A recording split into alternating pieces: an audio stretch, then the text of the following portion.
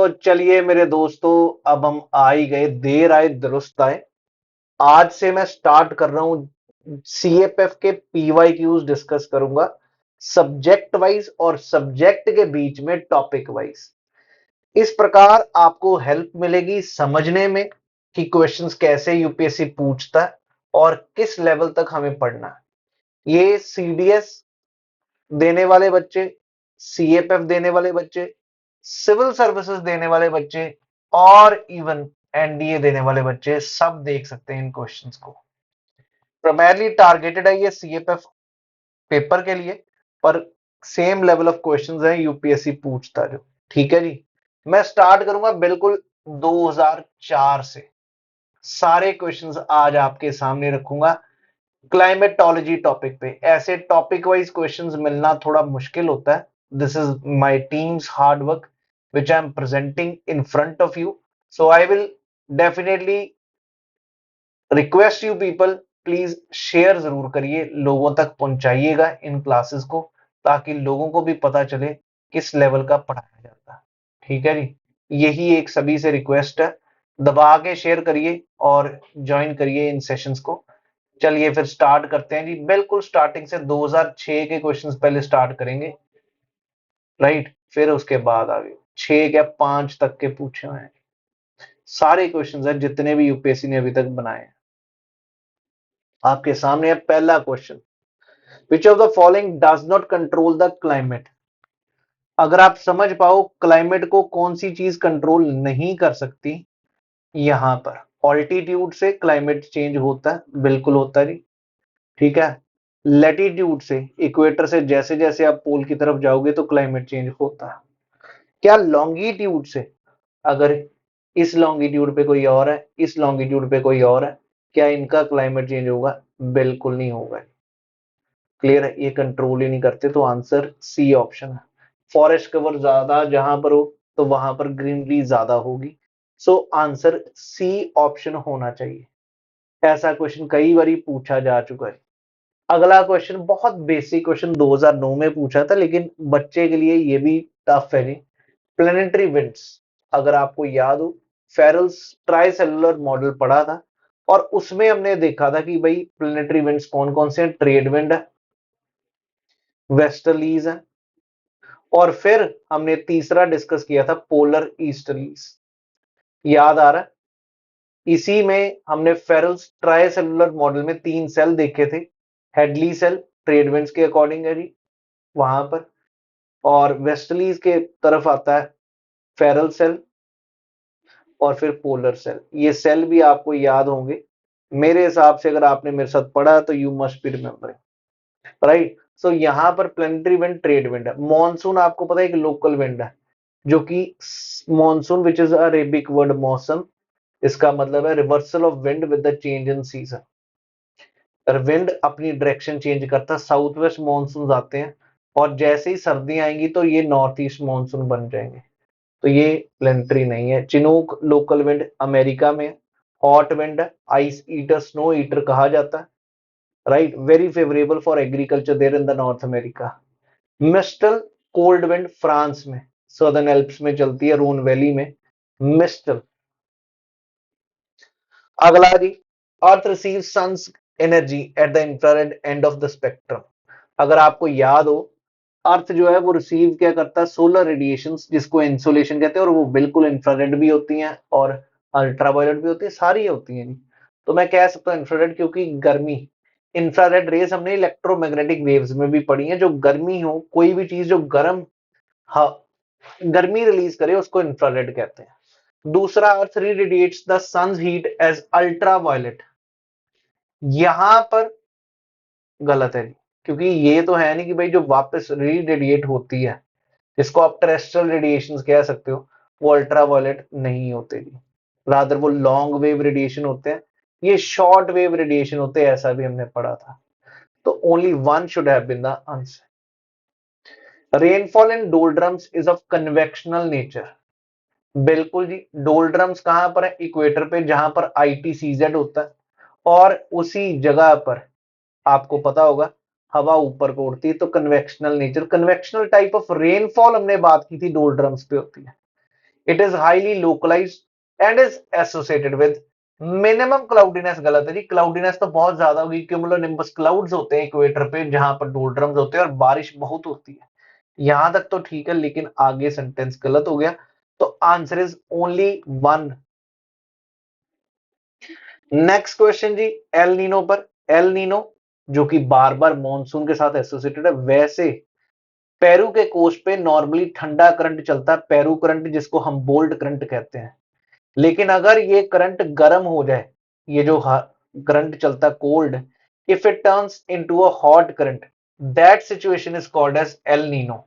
It's a Spanish word which means girl child. और जब ये ठंडा करंट नॉर्मली चलता है और वो गर्म हो जाए, उसके कारण इंडिया में मॉनसून फेल हो जाते हैं, इंडिया में मॉनसून नहीं आते, क्योंकि यहां पर जो मेस्क्रीन हाई प्रेशर है, वहां पर हाई प्रेशर। तो इस हिसाब से सी आंसर होना चाहिए था इस क्वेश्चन का। ये मेरे भाई करंट अफेयर का क्वेश्चन है। नरगिस साइक्लोन इस कंट्री ने नाम दिया था ऐसा, तो जो ये अपने काम का नहीं है। The most abundant gas in the earth atmosphere, right. Earth के एटमोस्फेयर में सबसे ज्यादा मिली जाने वाली गैस कौन सी है? और वो आपको पता है नाइट्रोजन। नाइट्रोजन के बाद ऑक्सीजन, ऑक्सीजन के बाद होता है आर्गन, फिर कार्बन डाइऑक्साइड, फिर हमने ये भी पढ़ा था NKH, XH, neon, krypton, helium, xenon और फिर हाइड्रोजन, ये भी हमने पढ़ा था। तो यहां पर तो सीधा नाइट्रोजन ऑक्सीजन के बाद है कौन सी? Argon. Next, the dust particles compare to that of more as compare to temperate area. Equatorial areas में डस्ट पार्टिकल ज्यादा are warmer as compare to temperate areas. मेरे को तो ये दोनों गलत लगते हैं, क्योंकि डस्ट पार्टिकल्स ज्यादातर इक्वेटर पे तो बारिश भी पड़ती है भाई, कम होंगे इन कंपेरिजन टेम्परेट एरिया। बिल्कुल, चैत्र। और ये आपके ना एनसीईआरटी में लिखा हुआ पहला महीना चैत्र जो है वो कब स्टार्ट होता है? वो 22 मार्च से स्टार्ट होता है, जहां तक मुझे पता है। अगला बहुत बढ़िया question, not a characteristics of conventional, और इसी को कन्वेक्शनल रेनफॉल कहते हैं। कि कन्वेक्शनल रेनफॉल आप सभी को याद है जी, जहां पर गर्मी बहुत ज्यादा पड़े, high evaporation and high transpiration leads to the formation of cumulonimbus clouds, right.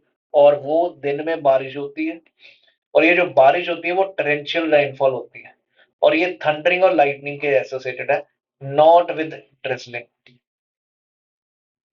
Clear है जी? तो not a characteristic is B. अगला क्वेश्चन भी बहुत बढ़िया था। ट्रोपोस्फेयर की height is more along equator than the poles, that is right. हमने ये बात की थी, इक्वेटर पर इसकी हाइट ज्यादा क्यों? क्योंकि यहां पर कन्वेक्शनल करंट्स प्रेजेंट है। 18 किलोमीटर तक हाइट हो जाती है और पोल्स पे हाइट कम होती है। Stratosphere is free from clouds and associated, बिल्कुल ठीक है जी, तभी तो हवाई जहाज उड़ते हैं, क्योंकि नीचे क्लाउड्स रह जाते हैं ट्रोपोस्फेयर में और ऊपर हवाई जहाज उड़ते हैं, राइट। और इसी स्ट्रेटोस्फेयर में ओजोन लेयर भी मिलती है। Fly in the mesosphere, that is wrong, क्योंकि जेट एयरक्राफ्ट कहां पे फ्लाई करते हैं? स्ट्रेटोस्फेयर में। बिल्कुल basic question. Winds get deflected to the left of their path, बिल्कुल नॉर्दर्न हेमिस्फीयर में तो भाई राइट होता है जी। And the rotation of earth causes the change, ये बिल्कुल सेंटेंस ठीक है, लेकिन ये गलत है। हमने कोरियोलिस फोर्स के बारे में समझा ही है। Coriolis force is due to rotation, और याद रखना नॉर्दर्न हेमिस्फीयर में टुवर्ड्स राइट, सदर्न हेमिस्फीयर में towards left. Coriolis force equator पर जीरो होती है। As you go from equator towards pole, Coriolis force increases. Got it? ये चीज भी याद रखनी है। Does not control the climate, same question repeat हो गया। लॉन्गिट्यूड, प्लेनेटरी विंड वाले यार फिर से वही ना क्वेश्चन करते रहे, कोई चक्कर नहीं, आगे बढ़ते हैं। इनमें से कौन सा वर्ड है जो सही है? ये साइक्लोन के अलग अलग नाम है अलग अलग देश में। ऑस्ट्रेलिया में तो भाई ये नहीं कहते, ऑस्ट्रेलिया में तो विली विली कहते हैं। हरिकेन्स बेसिकली नॉर्थ अटलांटिक में कहते हैं। फिलीपींस बुई गुई में कहा जाता है, और टाइफून जापान में। ठीक, तो सही कौन सा था? सी ऑप्शन, बुई गुई। याद आ गया जी, यही चार नाम है। साइक्लोन इंडिया में कहते हैं, ये पक्का याद रखना, आ जाते हैं क्वेश्चन। ये भी बहुत पुराना टर्म और ये बार बार सीडीएस में 2024-25 में पूछे गए हैं। Isobars with same pressure, isohels, HEL है, हीलियम तो सनलाइट होगा। Chron, chronogra, chronology, chron is time, equal salinity होता है आइसो हेलाइन, और इक्वल अगर मैं बात करूं क्लाउड थिकनेस तो उसको कहा जाता है आइसोनेफ, और एक बारिश वाला होता है आइसो हाइट। क्लियर है जी? ये आइसो वाले क्वेश्चंस पहले आते रहे हैं, अभी भी आ रहे हैं, सीडीएस में भी आ रहे हैं। Not a local wind which is hot और नॉट करेक्टरिस्टिकली हॉट और ड्राई। सिरोको तो गर्म है, और सिरोको अगर आपको याद हो, मोरक्को में चलती है गर्म हवाएं। मिस्ट्रल फ्रांस में चलती है कोल्ड हवा। तो इन्होंने पूछा नॉट हॉट, फिर ये खमसिन चलती है इजिप्ट में, और चिनूक चलती है यूएस में, रॉकीज में। Am I clear to you?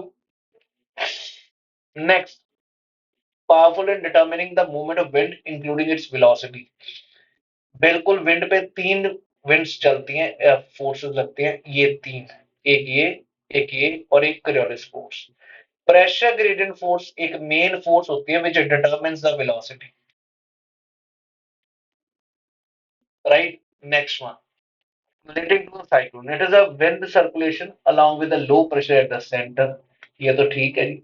It's about sudden change in weather condition, बिल्कुल ठीक है। Move towards low pressure center and clockwise in the northern hemisphere, यहाँ पे गलत है ना यार। आपको मैंने साइक्लोन के बारे में बताया हुआ, साइक्लोन चाहे ट्रॉपिकल हो चाहे टेम्परेट हो, वो ये फॉर्मूला फॉलो करेगा, ANC, C for cyclone, N for northern hemisphere, anti clockwise. और यही formula anti cyclone northern hemisphere clockwise use कर सकते हो। तो दो सी ऑप्शन यहां पर होना चाहिए था। Am I clear to all of you people about this one also?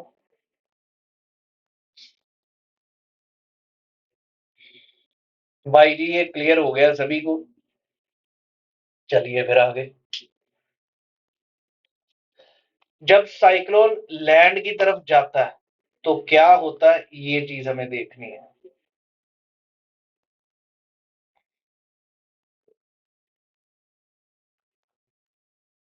Right, देखे फिर।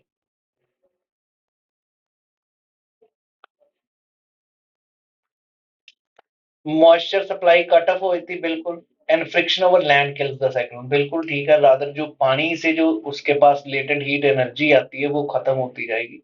सो both of these are right. That is how the severity is less.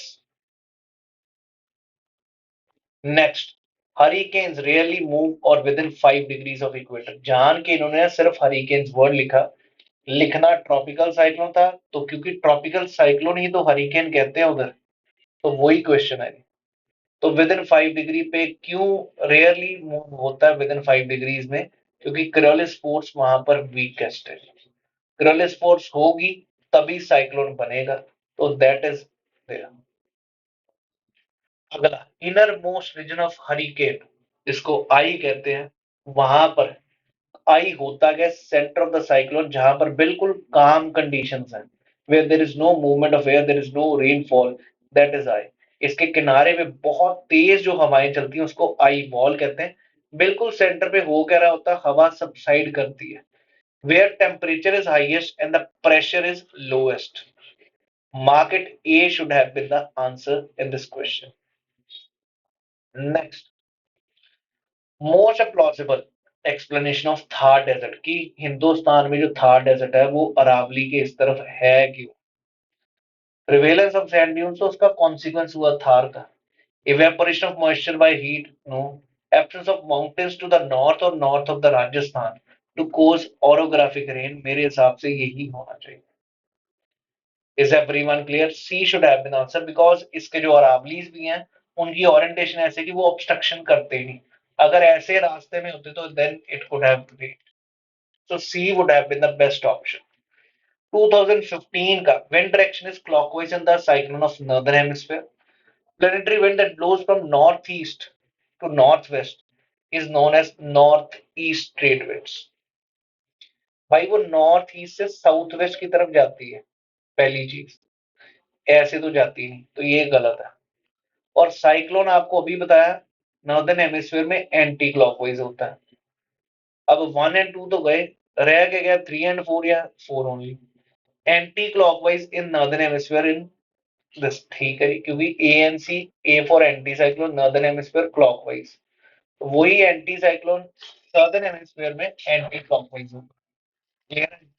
यहाँ पर वेस्टर्लीज और ट्रेड विंड्स दोनों ओरिजिनेट होती है, अगर आपको याद हो, 30 degree which is a high pressure, clear है, हाई प्रेशर जोन है, यहां से ट्रेड विंड शुरू होती है और इस तरफ से इधर को जाती है। तो ट्रेड विंड्स और जो वेस्टर्लीज है दोनों सब ट्रॉपिकल हाई से शुरू होती हैं, ये ठीक है। तो 3 और 4 would be the better option to understand. Ozone layer depletion कितनी बारी, हर बारी सीडीएस हो, सीएफएफ हो, पूछता ही रहता है। स्ट्रेटोस्फेयर में हमने ओजोन लेयर डिप्लीशन के बारे ये लेयर भी समझी थी, मॉन्ट्रियल प्रोटोकॉल भी समझा था, याद आ रहा है, सीएफसी गैसेस के कारण ये हो रहा था। अब सीएफसी गैसेस को फेज आउट कर दिया था मॉन्ट्रियल प्रोटोकॉल के तहत, और अब एचसीएफसी यूज कर रहे हैं। अब हो क्या रहा है, एचसीएफसी जो गैस यूज कर रहे हैं, अभी किगाली में मीट हुई थी रवांडा में, वहां पर कहा गया कि ये जो एचसीएफसी जो चाहे ओजोन फ्रेंडली है, बट ये क्या कर रही हैं, they are causing global warming, right. ये चीज हमने समझी। ओजोन का जो यूनिट है जिसमें मेजर किया जाता है ओजोन को, वो है Dobson.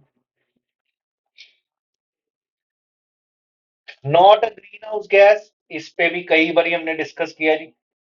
Water vapour is a greenhouse gas, CFC, methane and nitrogen, nitrogen नहीं है, नाइट्रोजन ऐसे नहीं, नाइट्रोजन ऑक्साइड है, नाइट्रोजन डाइऑक्साइड है, जो कि ग्रीन हाउस गैसेस है, बट नाइट्रोजन नहीं है। CFCs can also be greenhouse gas, methane तो है ही। क्लियर है? इन ग्लोबल वार्मिंग गैसेस के बारे थोड़ा सा जरूर चेक करें।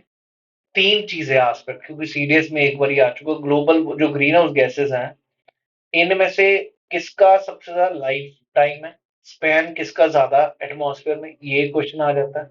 दूसरा, नम क्वांटिटी वाइज सबसे ज्यादा कौन सी गैस है, ग्रीन हाउस गैस। तीसरा, पोटेंशियल सबसे ज्यादा किसका, ग्लोबल वार्मिंग पोटेंशियल, मतलब सबसे ज्यादा ट्रैप कौन सी करती है। मैं वैसे आपको एक हिंट बताता हूँ, लाइफ टाइम और ग्लोबल वार्मिंग पोटेंशियल तकरीबन जिसमें भी हेलोजन होंगे, फ्लोराइड होंगे, जैसे सल्फर हेक्साफ्लोराइड है, जहां पर भी फ्लोरीन क्लोरीन होगा, उनका पोटेंशियल भी सबसे ज्यादा हीट ट्रैप करने का, और टाइम पीरियड भी सबसे ज्यादा। क्वांटिटी वाइज सबसे ज्यादा कार्बन डाइऑक्साइड है, लेकिन बाकी भी पूरा ऑर्डर चेक करिए, मैंने किसी ना किसी फटाफट सीरीज में आपको करवा रखा, else I will definitely coming time में मैं करवा दूंगा। तो ग्रीन हाउस गैसेस के बारे तीन चीजें आपने चेक करी, ग्रीन हाउस गैसेस हैं कौन कौन सी, क्योटो प्रोटोकॉल के तहत ये ग्रीन हाउस गैसेस बताई गई थी। लाइफ टाइम किसका सबसे ज्यादा टाइम होता है एटमॉस्फेयर में, क्या कितना कितना होता है, क्वांटिटी वाइज कौन सी गैस ज्यादा मिलती है, ग्लोबल वार्मिंग पोटेंशियल किसका ज्यादा, और life period. All energy received by sun, received on the earth is from the sun in electromagnetic radiation. Earth also radiates back all the received energy in various ways to maintain the heat budget. तो बिल्कुल ठीक है जी, ये बिल्कुल ठीक है मेरे भाई, उसी से ही तो होता है गर्म। आपको global warming green house gases का बताया तो है। सन से जो आ रही है वो शॉर्ट वेव है, राइट, जिनको आप इंसोलेशन कहते हो, और जब ये टकरा के वापस जा रही हैं तो ये लॉन्ग वेव बन जाती है। एटमॉस्फेयर इनको ट्रैप कर लेता है, जिसको हम ग्लोबल वार्मिंग कहते हैं, जिसको आप ग्रीन हाउस इफेक्ट कहते हैं। क्लियर है जी ये सभी को? I hope everybody is very clear. बढ़े आगे।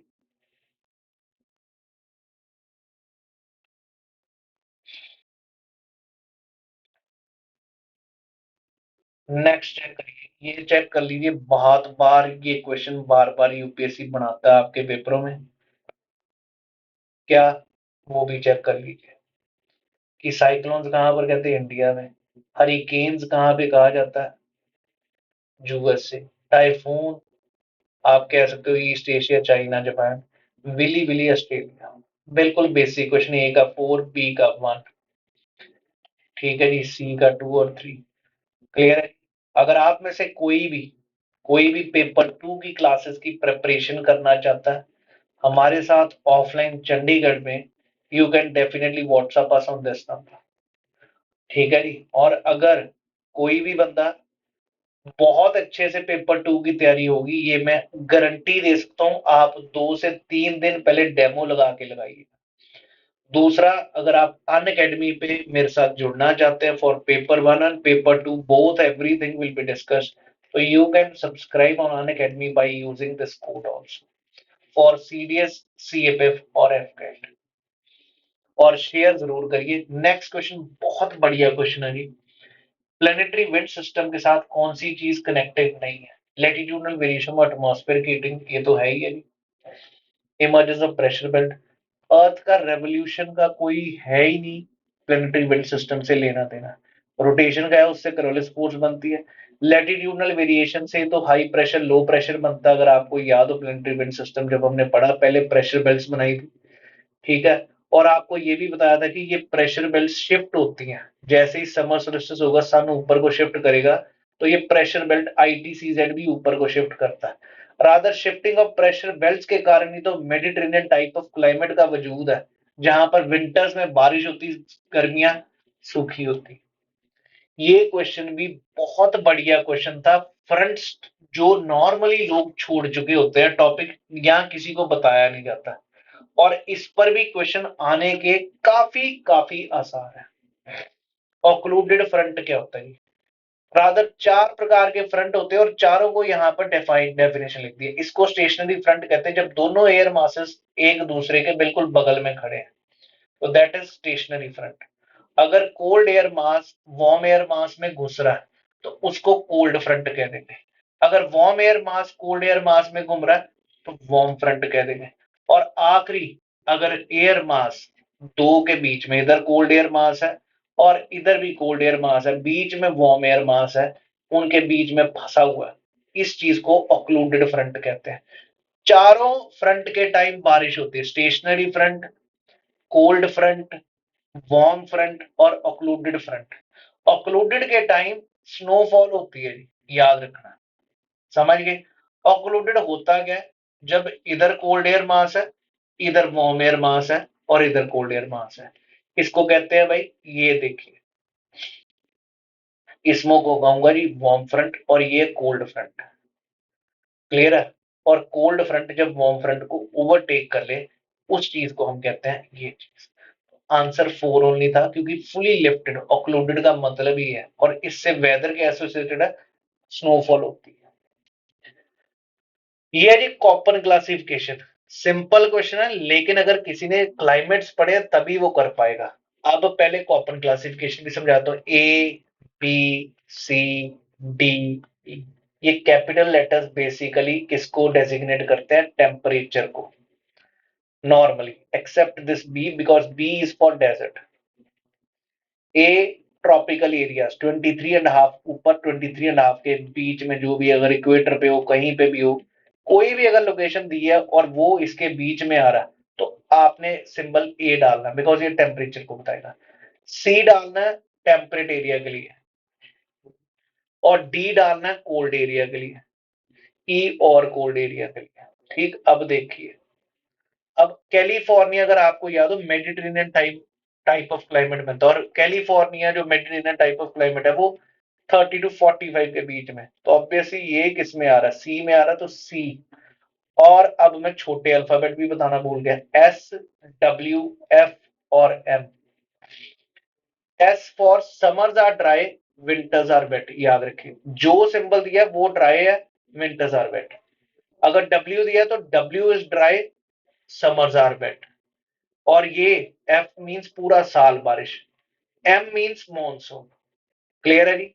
और कैलिफोर्निया मेडिटेरेनियन क्लाइमेट की पहचान क्या है? सर्दियों में बारिश, गर्मियां सूखी, तो S is summers are dry, winters are wet, तो सी का 1 होना चाहिए। Got it? इंडिया के लिए आप मॉनसून लगाओगे ए एम, और पूरा साल बारिश है वो इक्वेटर का, और वो है west equatorial Africa. A W, जहां पर बारिश गर्मियों में होगी, सर्दियां सूखी हैं, तो वो ये होगा, north and south of Amazon forest. A का 3, बी का 4, आंसर हो गया ये। चेक करिए सी ऑप्शन। मेरे दोस्तों आशा है कि आपको सारी कॉपर क्लासिफिकेशन समझ आ गई। कोई भी टॉपिक इनमें से आपको दिक्कत आए, मेरा नाम साथ में लिखना और टॉपिक लिखिए, आपको वीडियो मिल जाएगी इसी चैनल पर। रादर पूरी पूरी वन शॉट वीडियोस चेक करिएगा इस चैनल की। अगर आप में से किसी की वीक है geography, polity, science, economics, history, everything has been done. ये भी बहुत बढ़िया क्वेश्चन है जी। Greater annual range of temperature कहां पर है? पर पहले समझते हैं रेंज का मतलब स्टैटिस्टिक्स में क्या होता है। Maximum minus minimum. अगर आप मैं दिल्ली की बात करूं और फिर मैं बात करूं चेन्नई की, तो रेंज दिल्ली में ज्यादा क्यों? दिल्ली में गर्मियों में पहुंचेगा 50 तक, सर्दियों में पहुंचेगा 3 डिग्री तक, तो रेंज कितनी हुई 47। और वहीं पे चेन्नई में सर्दियों में सर्दी पड़ती नहीं, तो होगा 30 तक, मतलब 25 25 ले लो। और गर्मियों में कितना हो जाएगा जी 28 तक। उससे ज्यादा भी नहीं, नीचे भी नहीं, क्योंकि कोस्टल एरिया में तकरीबन एनुअल रेंज कम होती है। ठीक, चाहे मुंबई ले लो, चाहे कोलकाता ले लो, यहां पर सर्दियों में बहुत ज्यादा सर्दी नहीं पड़ेगी, गर्मियों में बहुत ज्यादा गर्मी नहीं, क्योंकि कोस्टल एरिया सी इफेक्ट। और इनमें ऑप्शनों में शंघाई चाइना का कोस्टल एरिया पे है, कोलालमपुर मलेशिया की राजधानी वो भी कोस्टल एरिया पे है। तो रह क्या गया न्यू दिल्ली, और उलन बतार मंगोलिया की राजधानी है। यूपीएससी कई बारी राजधानियों पे क्वेश्चन बना के ऑप्शनों में डालता है, तो इग्नोर नहीं करने का भाई, करते रहने का। Everybody got it now? अब इसका आंसर भी समझ आता है सभी को, क्या होना चाहिए? उलन बतार इसका आंसर है। उलन बतार किसकी राजधानी है? मंगोलिया की। Got it now? चलिए, और वो कॉन्टिनेंटल है, मतलब जमीन से घिरा पड़ा, तो वहां पर ठंड में बहुत ठंड पड़ेगी और गर्मी में बहुत गर्मी पड़ेगी। चलिए आगे अगली चीज देखते हैं और फिर बात करते हैं। यहां पर क्या है, हाईएस्ट कंसंट्रेशन ऑफ आयन किस में होगी? आयनोस्फेयर में, जो कि रेडियो कम्युनिकेशन के लिए काम आता है, और सबसे गर्म लेयर है तो उसको थर्मोस्फेयर भी कहा जाता है। भाई गेम खेलता है यूपीएससी, बिल्कुल बेसिक गेम इन पेपरों में। चलिए फिर आगे। Thermal condition for occurrence of thunderstorm. Thunderstorm समझते हो? थंडरस्टॉर्म तभी होगा जब बहुत ज्यादा गर्मी पड़ेगी, ये तो है ही कंडीशन। और मॉइस्चर भी होना चाहिए तभी तो होगा, पूरा बनेगा बादल और तब जाके होगा। Are you getting this thing?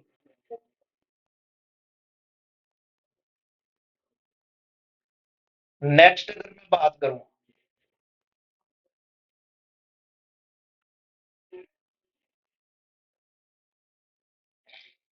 Advection of cold dry air in the lower atmosphere and warm moisture in the upper atmosphere. Thunderstorm का मेरे हिसाब से ये नहीं होना चाहिए सी। और एडवेक्शन वर्ड 2-3 बार यूपीएससी ने सीएफएफ में ही डाला है, तो इस चीज को एडवेक्शन कहा जाता है, हॉरिजॉन्टल मूवमेंट ऑफ एयर। तो C will be the answer in this question. अगला, ये क्वेश्चन से देख के मेरे भाई ने ना, जो बहुत ज्यादा फेमस है हम बने, ये एनसीईआरटी में भी दिया हुआ बायोलॉजी में, कि भाई ओजोन लेयर्स जो बचाती है हमें जिससे कैंसर होता है, वो कौन सी है? वो यूवी बी रेज है। यूवीए कैंसर नहीं कॉज करती, यूवी बी रेज करती। ठीक, एनसीईआरटी में दिया एनवायरमेंट के टॉपिक में, क्लास 12th की NCERT. Next question, tropical cyclone originate and develop over the warm oceanic surface, बिल्कुल ठीक है। Presence of Coriolis force is required, ये भी ठीक है। लेकिन मिडिल लैटिट्यूड रीजन में होता है, ये गलत है। ये ट्रॉपिकल एरिया में होता है, और मिडिल लैटिट्यूड बार बार यूपीएससी यूज करता है वर्ड, और उसका क्लियर कट मतलब है टेम्परेट। और टेम्परेट साइक्लोन तो अलग ही टाइप है, नहीं वो पहली बात समुंदर में नहीं बनते, ये हो सकता चाहिए, और ना ही आई बनता उनमें, ये भी ठीक है। 1, 2 एंड 4 इसका आंसर होना चाहिए।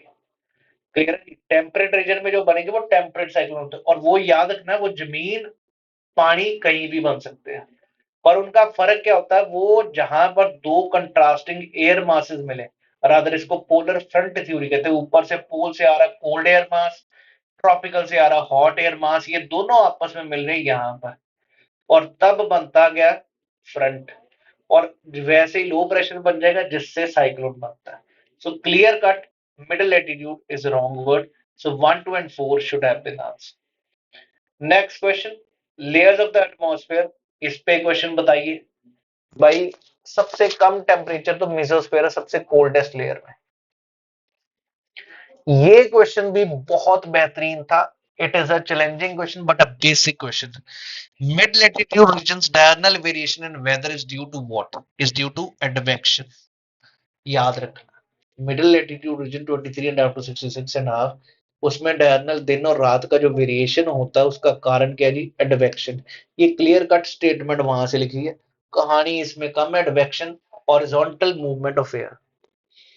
ये क्वेश्चन भी बहुत बढ़िया था। डोल्ड्रम जो कि इक्वेटर पे होता है, लो प्रेशर जोन, तो वहां पर इक्वेटोरियल काम्स होते हैं क्योंकि हवा दोनों तरफ से मीट कर रही होती है आईटीसीजेड, तो it's a very calm zone. हवा ज्यादा चल रही है, हवा राइज कर रही है ऊपर को, तो काम एंड लाइट विंड्स, बिल्कुल ठीक है। रोरिंग फोर्टीज नहीं हो सकते। रोरिंग 40 का मतलब है बहुत तेज हवा चल रही है 40 डिग्री लेटीट्यूड पर, सदर्न हेमिस्फेयर में, उसको रोरिंग फोर्टीज कहते हैं। ऐसे ही होता है फ्यूरियस 50s, ऐसे ही होता है श्रीकिंग 60s। लेकिन ये तीनों सदर्न हेमिस्फेयर में है, क्योंकि सदर्न हेमिस्फेयर में जमीन नहीं है तो हवा बहुत तेज चलती है। तो इस प्रकार आंसर। और चौथा पॉइंट तो बहुत इंपॉर्टेंट है जी, वेरिएबल इन पोजीशन, बिल्कुल आईटीसीजेड जैसे ही सन की किरणें इक्वेटर पे पड़ रही है तो यहां पर है, जैसे ही सन ऊपर मूव करेगा तो दोस्त ये आई डोल्ड्रम्स भी ऊपर मूव करते हैं।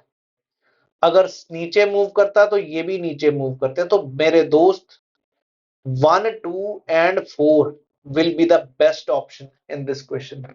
Roaring 40s, Furious 50s, Shrieking 60s, these are westerlies. West to east blow करती है, बहुत तेज blow करती हैं in the southern hemisphere. Equatorial plane of the earth is not inclined to its orbit. तो क्या कहेंगे? बहुत बढ़िया क्वेश्चन है ये भी।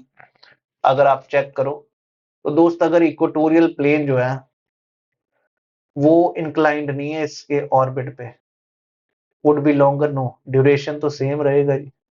सन would be warm, summer would be warmer और विंटर वुड बी लॉन्गर, ऐसा भी नहीं कुछ हो सकता। Answer is there will be no change in season. Actually season change होने का कारण अकेला रेवोल्यूशन नहीं है, अगर आपको याद हो। It's also due to the tilt of the axis and that tilt is 23.5 degree with the vertical, और इसके साथ है 66.5। अब ये कह रहा है कि वो जो इंक्लाइंड है वो ना हो, अगर अर्थ सीधा रहे तो सीजन चेंज नहीं होगा। Am I clear to you?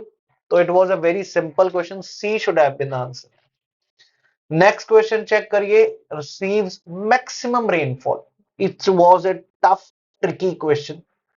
बंदा इनमें मार ही नहीं सकता, दिल्ली हो नहीं सकता क्योंकि दिल्ली बहुत ऊपर है और हिंदुस्तान में बारिशें शुरू कहां से होती हैं? यहां से। सबसे ज्यादा बारिश भारत में यहां पर या यहां पर पड़ती है, ठीक है जी। क्योंकि इधर से दूसरा, इधर बे ऑफ बंगाल ब्रांच एंटर कर रही है, इधर से अरेबियन सी ब्रांच, ये दोनों साउथ वेस्ट मानसून की दो ब्रांच है। तो दोस्त पहले अगर मैं बात करूं तो मैं यहां तो हैदराबाद मारूं या बैंगलोर मारूं, ठीक है जी। रायपुर छत्तीसगढ़ में, मैं यहां पर ना मारूं, मैं मारूं यहां पर, ज्यादा बारिश पड़ेगी इस ब्रांच के कारण। तो मेरे दोस्त चेक जरूर करिएगा, मेरे को भी आंसर बताइए क्या मैं सही कह रहा हूं, हैदराबाद, क्योंकि ये सबसे पहले आएगी। अगर यहां का कोई भी शहर दिया होता तो पहले ये होता। नेक्स्ट, कॉपन क्लासिफिकेशन बार बार पूछा हुआ। अब ग्रेट नॉर्दर्न प्लेन्स की बात की, ध्यान से देखिए। नॉर्दर्न प्लेन्स आपको पता 23.5 डिग्री, ये तो पक्का ही याद होना चाहिए कि इंडिया के ऐसे बांटता है। और यूपी बिहार यहां पर है, नॉर्दर्न प्लेन्स, पंजाब हरियाणा सारे। तो दोस्त यहां पर सिंबल कौन सा आएगा? ए तो आ ही नहीं सकता, क्योंकि ए तो ट्रॉपिकल के बीच में आता है, ये तो सी ही आना है। और यहां पर बारिश कब होती? गर्मियों में, तो डब्ल्यू भी आ गया। जी फॉर ग्रासलैंड, ए ही जवाब था। ऐसे भी पूछे हैं इंस्ट्रूमेंट्स, आपको याद होगा ये, और चेक करिए जीसी लियोंग में बिफोर्ट स्केल भी दिया हुआ है। उन चीजों को देखना शुरू करें, क्योंकि आजकल यूपीएससी ने 2025 में सीडीएस में ना वो टॉपिक्स उठाए जो नॉर्मली बंदा ज्यादा टच नहीं करता पर हैं और इंपॉर्टेंट भी है, जैसे टेम्परेचर इन्वर्जन। क्लियर है? जैसे कुछ ना कुछ ऐसी चीजें जो नॉर्मली बंदा इग्नोर कर देता, नहीं आती, पर वहां पर क्वेश्चन बनाए अच्छे। ह्यूमिडिटी पे पूछ रहा आजकल, तो यहां पर speed of wind is measured by anemometer, याद रखें। बैरोमीटर तो प्रेशर का है, ये डायरेक्शन के लिए है। क्लियर है जी? बाकी हाइग्रोमीटर भी है एक ह्यूमिडिटी को मेजर करने के लिए। तो दोस्तों इंस्ट्रूमेंट का भी चेक करना है। ये है शिफ्टिंग कल्टीवेशन के अलग अलग देशों में नाम। 2020 में ये पूछा गया। मिल्पा मेक्सिको में, लडांग मलेशिया में, रोका ब्राजील में, मैसोल जायरे में। नाम ये याद होने भी चाहिए। तमराए थाईलैंड में, याद रहे। क्लियर है। चेना श्रीलंका में। वो क्या है, शिफ्टिंग कल्टीवेशन के नाम है। ए का 4, बी का 3। तो प्यारे दोस्तों जवाब भी होवे ए ऑप्शन। ये मेरे दिल के बहुत करीब क्वेश्चन है। बहुत बढ़िया क्वेश्चन यूपीएससी ने बनाया कि भाई एक तो climates of the world topic से, और वहां पर एग्जांपल्स ऑफ ट्रीज का। महागनी, एबनी, रोजवुड सारे tropical rain forest equatorial type of climate में मिलते हैं। These are hardwood trees. अगर याद हो वर्ड भी हमने पढ़ा था सेल्वास। क्लियर है। इनको एक्स्ट्रावेगेंट वेजिटेशन को अमेजन फॉरेस्ट में यही कहते हैं। ये तो बिल्कुल ठीक है। चैप्रल, ये गलत है। चैप्रल अगर आपको याद हो, ये हमने पढ़ा हुआ smelly bushes in California in Mediterranean climate we have the different bushes, उनके नाम है। चैप्रल कैलिफोर्निया में होता है। और ताइगा क्लाइमेट तो कॉनिफरस होना था जी। कॉनिफरस ट्रीज, फर, जुनिपर, स्प्रूस, ये सब क्या, कॉनिफरस ट्रीज।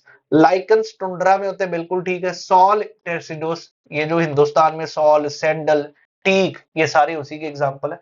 बहुत बढ़िया क्वेश्चन था ये, बी ऑप्शन होना चाहिए था। अगला जी, नॉर्मल लैप्स रेट होता क्या जी। Temperature is highest at the ground and decreases with increasing altitude. बिल्कुल ठीक है जी। लोएस्ट नहीं, रिमेन स्टेबल, ये सब गलत है। आपको करेक्ट ही पूछा सिंपल टेम्परेचर लैप्स रेट की। और टेम्परेचर इन्वर्जन क्या होता है, टेम्परेचर सबसे कम जैसे जैसे आप ऊपर जाओ बढ़ता जाए तो उसको इन्वर्जन कहेंगे।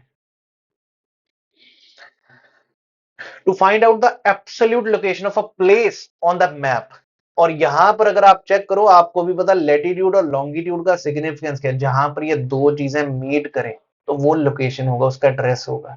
लेट सपोज 30 डिग्री नॉर्थ है ये तो पूरी लाइन हो गई। अगर आपको ये भी पता हो तो पूरा पॉइंट पता चल गया। 60 डिग्री ईस्ट, तो 30 degree north is latitude, 60 degree east is longitude. That will give you the exact location. ये same change in season on the earth, इसका कोई कौन सा एक्सप्लेन करता है। रोटेशन का कोई लेना देना, रेवोल्यूशन ऑफ मून नहीं लेना देना, इंटरेक्शन ऑफ अर्थ नहीं। आंसर तो टिल्ट ऑफ द एक्सिस ही है। बार बार कह रहा हूं, अर्थ का टिल्ट और दूसरा रेवोल्यूशन, ये दो कारण है सीजन चेंज होने के। ये भाई ग्रासलैंड के नाम लॉलीपॉप डाल रहा है, North America, steppes Eurasia, pampas South America में अर्जेंटीना में, स्टेपीज रशिया में, प्रेरीज यूएस में कनाडा में, वेल्ड्स साउथ अफ्रीका में, डाउन्स याद होगा ऑस्ट्रेलिया में। क्लियर है। पुस्तास हंगरी में, और कैंटरबरी इन न्यूजीलैंड। ये हमने पढ़ रखे हैं। ये सारे टेम्परेट ग्रासलैंड्स हैं, ये जो भी बताया। पर कुछ ट्रॉपिकल है, वो तीन ही है। सवाना, ल्यानोस वेनिजुएला में, सवाना सुडान में, और कैंपोस ब्राजील में। ये भी याद रखना है। लेकिन ये ट्रॉपिकल है। कल को ये चार डाले, उनमें से पूछे कौन सा ऑड वन आउट, तो दीज आर ट्रॉपिकल। ट्रॉपिकल जो ग्रासलैंड्स होते हैं वो टॉल ग्रास होता है, एलिफेंट ग्रास कहते हैं। जो टेम्परेट है वो ग्रास बहुत लंबा नहीं होता। और दूसरा जो टेम्परेट ग्रास है दैट इज वेरी न्यूट्रिशियस। ये जो ग्रासेस है दे आर न्यूट्रिशियस, और इनमें ट्रीलेस होते हैं। ये इनमें कोई ट्री नहीं लगता। ये ना एक क्वेश्चन आया हुआ बहुत बढ़िया, नॉर्मली किसी को पता नहीं है। समझ गए। तो दोस्त एंटी नोडल पॉडल पॉइंट्स होते गए। अगर ये पॉइंट है ना, अगर मैंने लोकेशन दी है 35 डिग्री साउथ और 80 डिग्री वेस्ट, तो एंटी पोडल पॉइंट होता है इसके बिल्कुल ऑपोजिट। और वो निकालने का तरीका क्या, 35 डिग्री साउथ है ना, तो ये इसका लेटीट्यूड तो वही हो जाएगा 35 डिग्री नॉर्थ। लेकिन लॉन्गिट्यूड क्या होगा जी, 180 माइनस वो जो नीचे दिया 80 डिग्री, और ढलेगा क्या ईस्ट। तो हो गया 35 डिग्री नॉर्थ, 100 डिग्री ईस्ट। तो वो आंसर है बी। पक्का क्लियर है जी। ध्यान से फिर से रिवर्स करके देख लीजिए, बहुत सिंपल है। लैटिट्यूड वैसे का वैसा ही नंबर है, बस नॉर्थ का साउथ, और ये एग्जैक्टली ऑपोजिट होगा, vertically opposite point, diametrically centre से पास करके उसके बिल्कुल ऑपोजिट कौन सा होगा वो निकालना, उसको कहते हैं एंटीपोडल पोजीशन। याद रखिए सीएफएफ के ही पेपर में आया हुआ। अब the temperature of a surface is determined by net radiation. Okay, the net radiation produces a radiant energy flow that can heat or cool a surface. The net radiation balance is usually positive during the daytime and negative during the night time. Soil surface loses energy as temperature increasing during the daytime. कहानी मने समझ नहीं आई। Soil surface loses energy as temperature increases, ऐसा मैंने कभी समझा नहीं, पर बाकी तो मैं कह सकता हूँ ये तीनों ठीक है। I will go with the C option. मैं दोस्त बिल्कुल ओपन हूं with your any critical point, with any question which you have doubt, please put up your answer in the comment section, कुछ भी, क्योंकि मैं कोई आंसर की लेके नहीं बैठा, पढ़ा रहा हूं, 10 साल से पढ़ा रहा हूं। आज भी फिर से खुलेआम बोलना चाहता हूं, मेरे ही नोट्स उठाए गए हैं, सो कॉल्ड बहुत फेमस फेमस जो यूट्यूब के बने हुए हैं, सीडीएस के महारत या ये चीजें। So please understand, I can give you quality, I can make you understand. Clear, रट्टू तोता नहीं बनाना, समझो चीजें। सीएफएफ में पिछले साल बच्चे ऐसे जो 21 साल की उम्र में भी सीडीएस दे रहे, सीएफएफ भी क्रैक किया उन्होंने। Clear, and you can also crack this exam. Hello storm के बारे क्वेश्चन है। हेल्स नॉर्मली मॉनसून में होते हैं, they are associated with dense cumulonimbus clouds. Rain that forms in the warmer upper layer solidifies into tiny particles and then subsides. Hails have multiple and concentric layers of ice. इसका मेरे भैया आपने मुझे check करना है क्या answer होना चाहिए।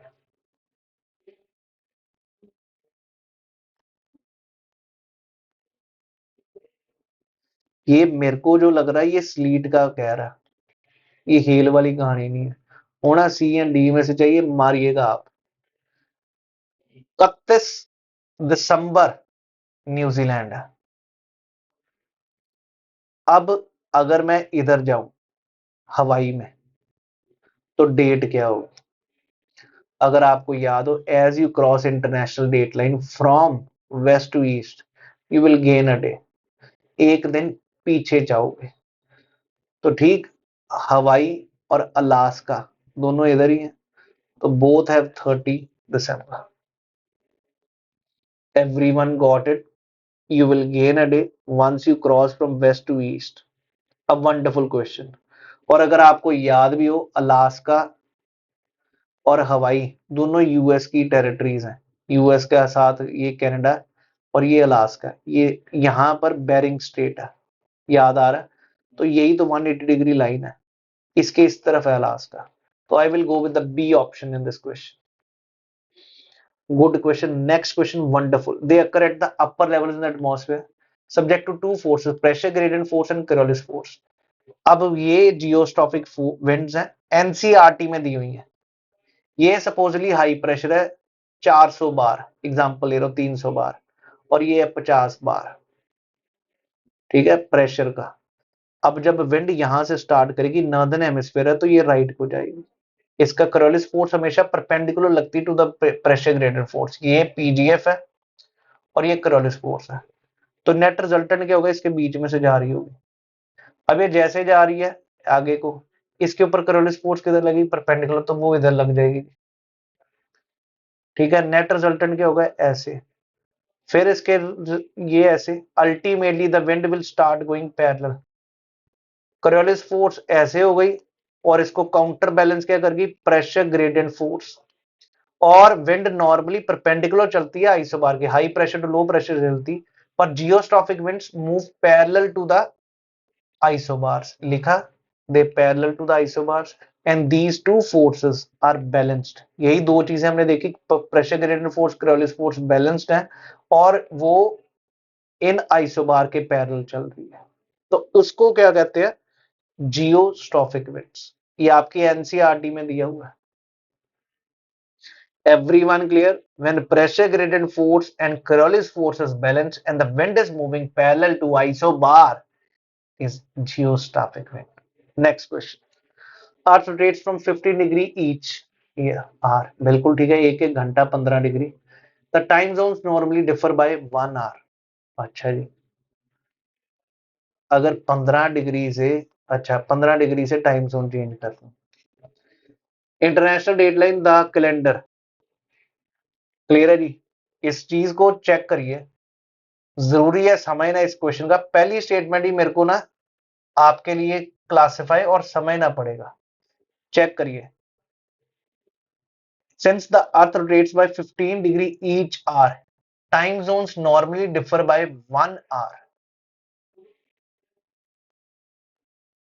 Everybody is clear? ये चीज हमने समझी भी हुई है और ये चीज है भी है। उसके बाद calendar changes advancing a day for eastward travel, dropping back a day for westward travel. International dateline calendar day changes, जब आप वेस्ट टू ईस्ट जाओगे तो आप एक दिन एडवांसिंग डे होगा। मतलब अगर 30 है तो भाई इधर 29 होता है, आपको गेन होता है पर एडवांस नहीं होता। और वेस्टवर्ड तो यू विल गो बैकवर्ड। ये मेरे हिसाब से गलत है, पक्का गलत है। Daylight saving time advances the clock by an hour. तीसरा, moon rotates and revolves around the earth in the same direction that the earth revolves around the sun. Wonderful. The moon rotates and revolves about the earth in the same direction that the earth revolves around the sun. अब second statement गलत है तो पहले ये मार दिया। Clear है जी? और ये पॉइंट तो बहुत बढ़िया, याद भी रखिएगा जी। अर्थ, ये जो मून वाला ये भी 100% सही है, पहला भी सही है। ठीक है, 1 एंड 4 तो ऑप्शन नहीं है, 1, 3 एंड 4 ही जवाब है। बहुत बढ़िया लगा मेरे को क्वेश्चन, ये जो आपका CFF का क्वेश्चन आया, 100% बम्ब question. I hope everybody is clear about this question. किसी को भी कोई डाउट हो, मैं फिर से कह रहा हूं, जरूर मेरे को बताना कोई डाउट हो। नेक्स्ट वन, इस क्वेश्चन पे मेरी भिड़त हुई थी जिस प्लेटफॉर्म पे मैं काम करता था। एक बहुत ही पुराने बुजुर्ग एजुकेटर थे, कहानी बहुत मारते थे, पर मैं आज भी अपनी जगह पे स्टीक हूं। मैंने आपको ये समझाया हुआ, इक्वेटर पे जब वो इक्विनॉक्सेस है और जब 23.5 डिग्री नॉर्थ पे हो तो उसको समर सोलिस्टिस कहते हैं, और जब 23.5 डिग्री साउथ पे हो तो उसको विंटर सोलिस्टिस कहते हैं। ठीक है जी? और ये हमने पूरे अर्थ के लिए नाम लिया। हालांकि जब मैं विंटर सोलिस्टिस 23.5 डिग्री साउथ पे आया तो वहां पर समर्स हैं, आई नो, बट हमने नाम तो पूरे नॉर्दर्न हेमिस्फीयर के हिसाब से रखे हो जो मेरे को लगता है। तो यहां पर लगा takes place in both northern and southern hemisphere, गलत है। Winter solstice takes place on December 21 in both northern and southern hemisphere. Summer solstice occur in the northern hemisphere on June 21 and on December 21 in southern hemisphere. ये मेरे को लग रहा है ज्यादा सही है जी। अब summer solstice occurs in the northern hemisphere on December 21 and on June 21 in the southern hemisphere, ये तो बिल्कुल गलत है। तो भाई आंसर तो सी ऑप्शन ही होगा फिर। Am I clear to you? क्योंकि समर सोलिस्टिस का अगर मतलब सिर्फ ये है कि सबसे बड़ा दिन नॉर्दर्न हेमिस्फीयर में तो जून 21 को होगा, क्योंकि ट्रॉपिक ऑफ कैंसर पे परपेंडिकुलर किरणें पड़ेंगी, और सदर्न हेमिस्फीयर पे 21 दिसंबर को होगा क्योंकि सूरज की किरणें परपेंडिकुलर यहां पर पड़ेंगी। तो सी मैं कहूंगा जी आंसर। उस समय मेरा ये था कि भाई विंटर सोलिस्टिस हमेशा 21 दिसंबर को ही मनाया जाएगा, चाहे ऊपर हो चाहे नीचे हो, क्योंकि हमने यही समझा और क्वेश्चंस भी देखे CDS में कि विंटर सोलिस्टिस लिखा हुआ है तो sun rays will be falling perpendicularly at Tropic of Capricorn, उसको हम विंटर सोलिस्टिस कहते थे। ठीक, तो मैं उस हिसाब से कहा था, चाहे वो नॉर्थ हो चाहे साउथ हो उसके लिए। इसलिए अभी तक सी या बी में आज भी डाउट है, आप भी चेक करिए, पर सी मैं अब कह रहा हूं क्योंकि सोलिस्टिस का अगर मतलब सिर्फ ये है कि परपेंडिकुलर पड़े तो सी, पर इसका मतलब ये नहीं कि मेरे को आता नहीं है। ये क्लियर हो गए क्वेश्चन जी सभी के? हमने सारे क्वेश्चन CFF में जो भी पूछे गए हैं 2024 तक यूपीएससी ने क्लाइमेटोलॉजी पर पूछे हैं, मैंने वो सारे क्वेश्चंस आप लोगों के साथ सारे डिटेल में डिस्कस किए हैं अभी। किसी को अगर अच्छा लगा हो तो कमेंट सेक्शन में लिखिएगा जरूर, ताकि मैं और चीजें भी लाऊं आपके सामने, so that you people can prepare very well for CDS as well as CFF. किसी को भी PDF चाहिए हो, टेस्ट सीरीज होगी, हर चीज होगी, मैं आपके साथ हूं। तक्षशिला क्लासेस की पूरी टीम आपके साथ है, कोई ऐसा टेंशन ना लीजिए, बिल्कुल धुरंधर तरीके से सब चीजें कवर होंगी। थैंक यू, जय Hind everyone, wish you all the best. ये कोड है, अगर आप में से कोई भी सब्सक्राइब करना चाहे लगाइएगा जरूर, और ज्वाइन करिए अनअकैडमी पर, 60% ऑफ मिलेगा आपको, प्रतीक तक्षशिला। Thank you.